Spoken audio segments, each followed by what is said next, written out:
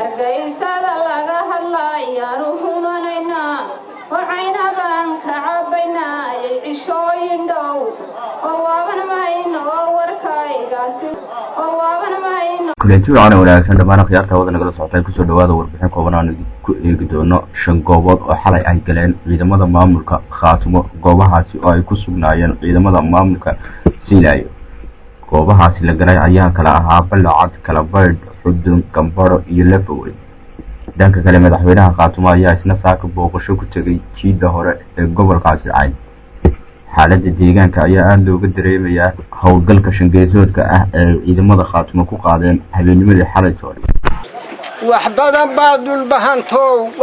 baad dhulbahantow dagaal dhamaca qaadeen wax badan baad dhalol mudday u dhaawacdeen qaran wax badan baad inta dagar gasheen dhiig ku tumateen wax badan baad saraar dhool ku daay dheel ka tumateen wax badan baad dhurwaa weheshateen dhoodi iyo cayne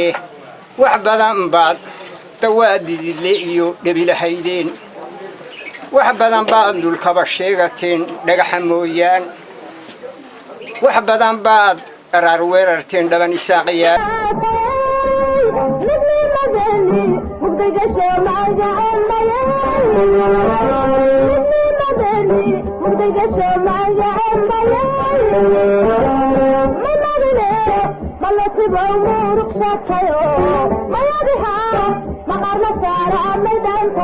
ما